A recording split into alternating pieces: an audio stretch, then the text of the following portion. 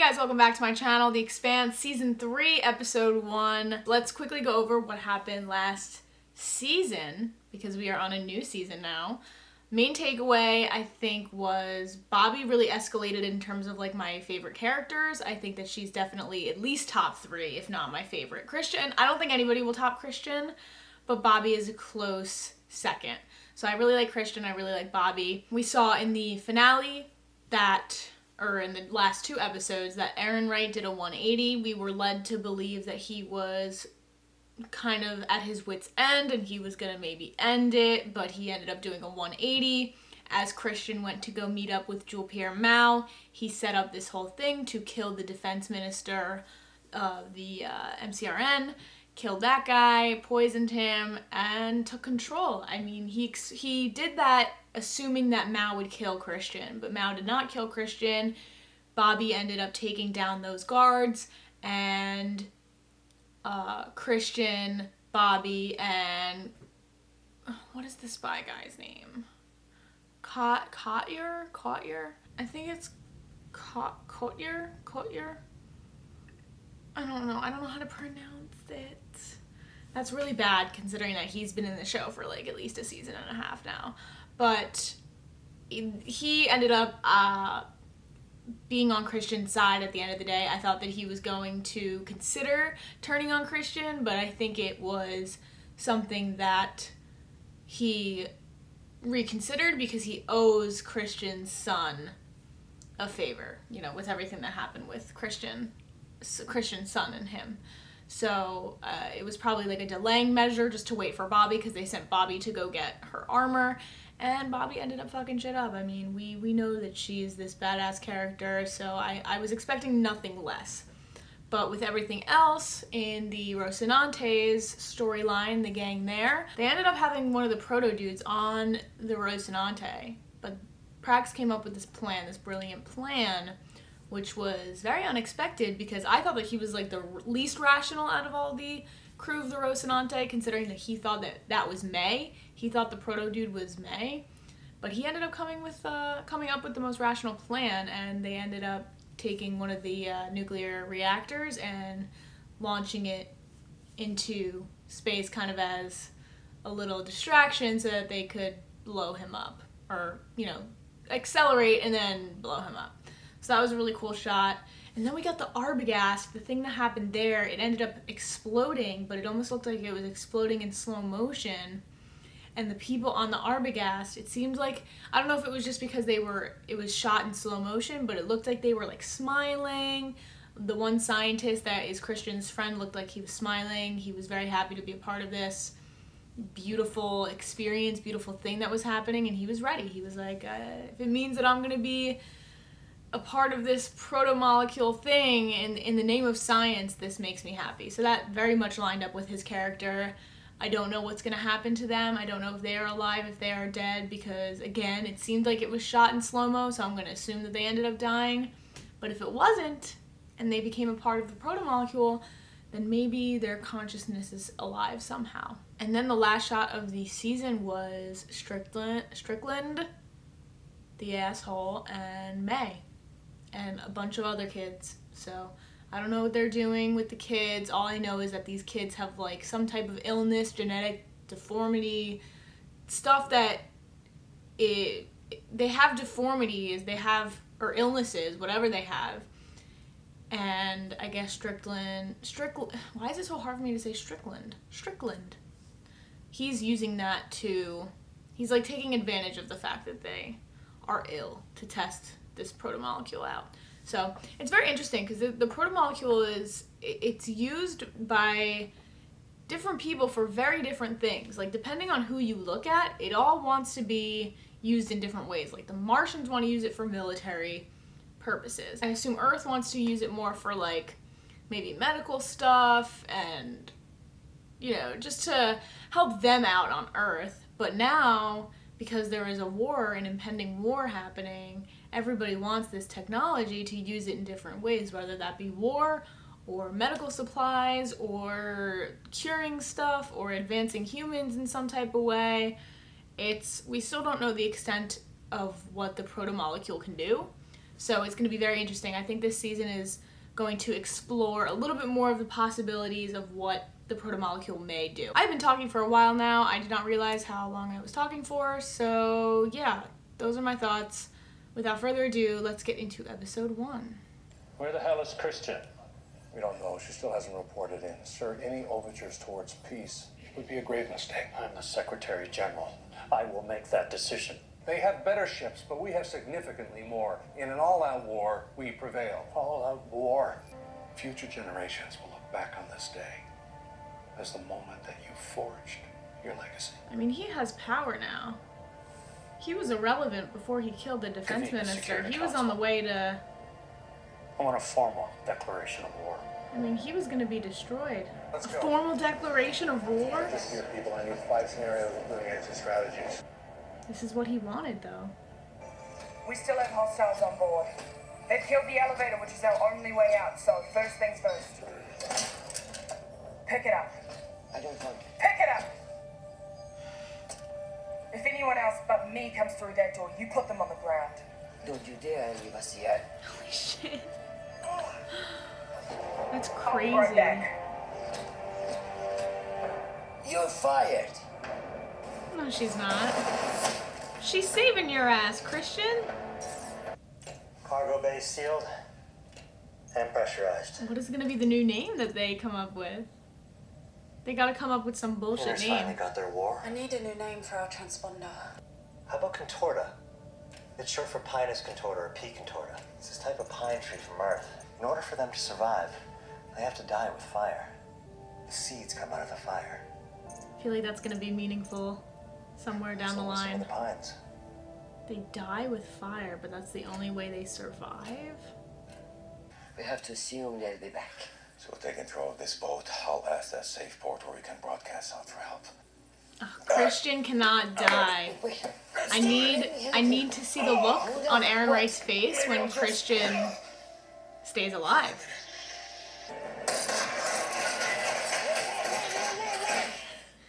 It's Bobby. Well done, madam. Give me that. Huh? Yeah. Fleet report, sir. Leave it with the office. Sir, we need to discuss Arrows. Right now? I haven't been forthright about Avasarala's absence or her recent actions, not while there was still any doubt. Doubt about what? I believe she's involved in a conspiracy against this government. You better be goddamn sure before bringing charges like that to me. The public attacks against Jules Pierre Mao and Fred Johnson were calculated to cover up the truth about Arrows. So where is she now? According to my sources, she's left for a covert meeting on board a ship owned by Jules Pierre Mao, accompanied by the Martian defector. Why the hell wouldn't you tell me about this, Sadavir? He doesn't know she's alive. What do you want me to do? I mean, he sent for her to die. He told Jules to kill her. Apprehend her. At all costs. Now he's gonna get everybody against Christian. Is this drummer? Holden lied to us. Who told you where to find him? Naomi Nagata. Bitch. Now we have a deterrent. You're crawling into bed with Anderson Dawes, who incited my belters into nearly firing missiles at Earth, who nearly destroyed Tycho.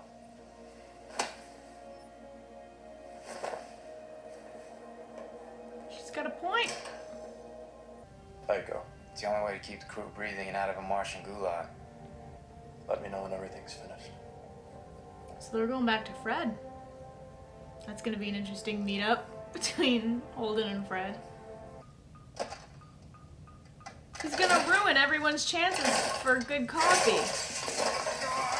I would be so mad. What is he doing? You should try tea. Yeah, really, fuck. Shit, wait. When I was not selling out to the captain, he told us Mal kept his kid's ship up in the hangar bay. A racing ship. Let's go. Move. Oh shit, Julie's ship? The Razorback? And Rasmussen should be on there. The one that proves he's a treasonous piece of shit whose balls should be grounded. Nothing if we're space junk. There are dozens of modules in that system. It would take me hours to... Then stop wasting time. You're scared. You're overwhelmed. And so are we. Get me what I need. It is very important. Christian is smart. She's anticipating Aaron Wright having evidence against her. Some things are in So- flux right No. She needs to counter that. Nature's only constant. You can't pilot, right? Well enough. Does that mean yes? That means I'll handle it. The hangar bay won't open. What? It's the countermeasures. When the ship's under threat, everything goes into lockdown. Find us another way. I'm sorry. At full burn, the bay will never open. This poor guy. He's just an Stay here. electrician. What is she doing?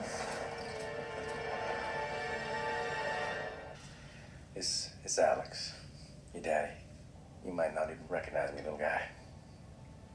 So, I should have called you after the Downinger. I know. He hasn't called since the Downinger? Since I know you hate before when I say that? that. I'm just trying to do some good out here. I think this is what I've always really wanted to do. More than I wanted to be there with you. Damn. But that doesn't mean that for 1 second I do not love you very, very much. So he just left them? I mean, what's the update with them? Are they provided for?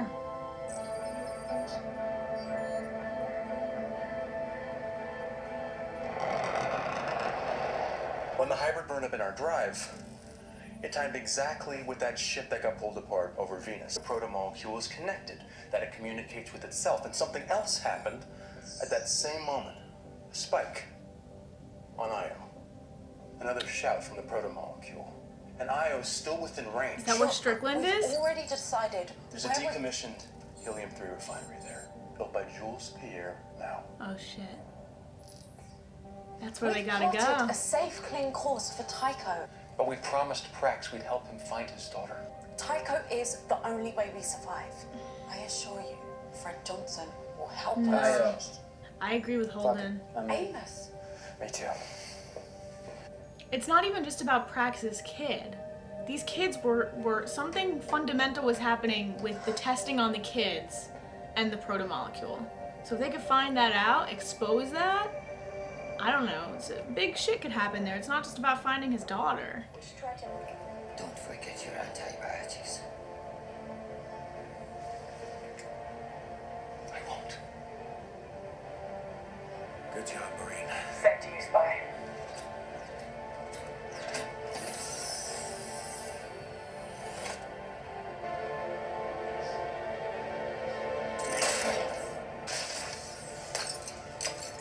Now we're anonymous. That's so cool. It's like Iron Man.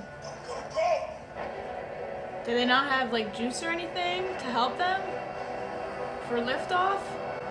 Nothing like that? Shut off now, please. Sit still, you're gonna need it. There we go. That's what I was wondering. I was like, when does that Get happen? me off this ship. Hit your tits and pucker up. It's time to peel the paint.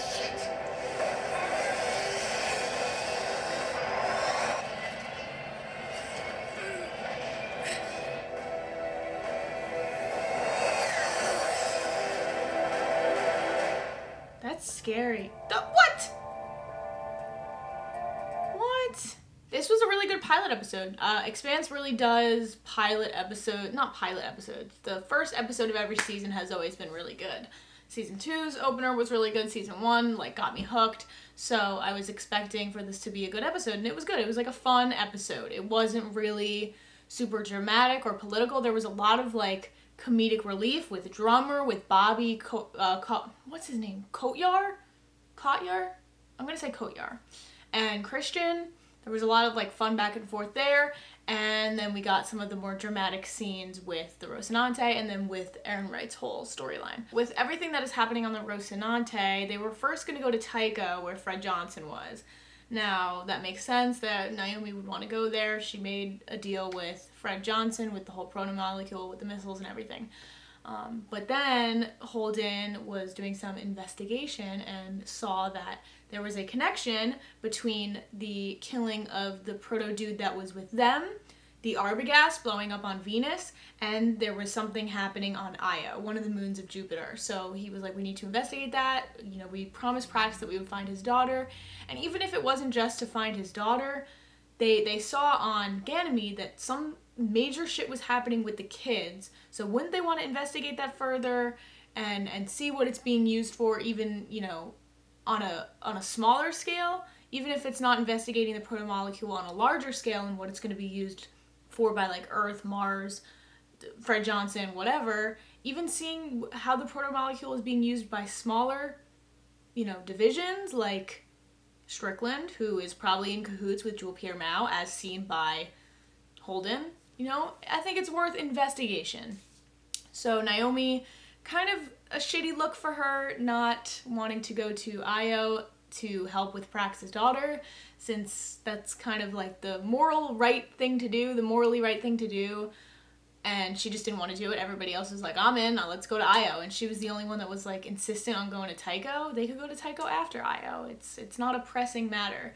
So just not really a good look for her, especially after the thing that happened with the Belters a couple of episodes ago. I would figure that she would have a little bit more of a heart, a little bit more empathy than that, and would want to go help Prax's daughter, especially with the conversation that she had about her son with Prax, saying that they were going to find her. She knows what it feels like to lose a daughter, a son, whatever. So just a little bit shocking on her part, but I guess I understand. She wants to push what she thinks is right on the crew, even if they don't agree with her. I don't know what's going to happen with even Bobby, Christian, and Kotyar's whole storyline. Right now they are flying 6Gs, I think they said it was, and they're trying to escape Aaron Wright's jurisdiction, control, whatever. And Christian was smart this episode. She was anticipating Aaron Wright pulling some fuck shit, because after his transmission with that message, she knew, I guess, that he wanted her dead. And she could assume that because everybody was shooting at her. Clean up the mess meant kill Christian. So she wanted to be one step ahead, I guess, and she told the electrician guy to get all of like the messages, the message database from the ship, and just so she would have that transmission from Aaron Wright, so she could, if anything happened, if there was a trial, if she got back to Earth and people wanted to kill her, she would have some type of evidence that Aaron Wright was the one who struck first. He was the one that was the backstabber. It wasn't Christian. So really smart of her for anticipating Aaron Wright's next moves and not just focusing on her immediate escape, survival. It's one thing to escape and survive, but it's another thing to actually live to see the next day or the next week. So she's just ensuring her survival by having evidence so people believe her. And that is why she's my favorite character, because she is just extremely smart. And we love to see it. Predictions, as far as predictions for the next episodes, I want to see a little bit more of Drummer and Fred. Drummer really impressed me this episode. I liked her ever since the episode she got shot for Fred Johnson. So she has been like the comedic relief. She's very sarcastic, very witty. I like seeing her. All the female characters on this show are insanely good. I think without them, we wouldn't have the flavor, the spice that this show really needs and thrives off of. So it's definitely exciting to see them operate. But I do love Drummer. I want to see a little bit more of her and Fred and how they're maneuvering, how they're managing everything, because Fred talked about turning the Nauvoo into a warship and she was making fun of him for that, but he wants to make it happen. He was very serious about that. So I definitely want to see more conversation between them. And then after Io, because Rocinante is going to Io right now, I want to see what happens when they reach Tycho and the conversations that happen with Fred. Because right now, Fred's whole mission is to get the Belters into this war, right? Earth and Mars are so focused on each other, they ignore the Belters, even though the Belters have always been a consequence of wars, of battles, of whatever. They've always been the people that get killed in these types of things.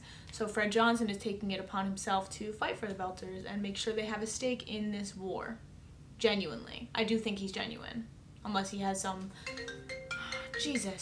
Unless he has some ulterior motive that I'm not aware of right now, I think that he's genuinely for the Belters. So, I think he proved that a couple episodes ago with when Drummer got shot, whatever episode that was. But yeah, I guess those are all my thoughts. I'm going to get right into episode 2. As always, thank you guys for watching. Check out my other reactions if you have not already, and I will see you guys for episode 2. Alright, bye guys.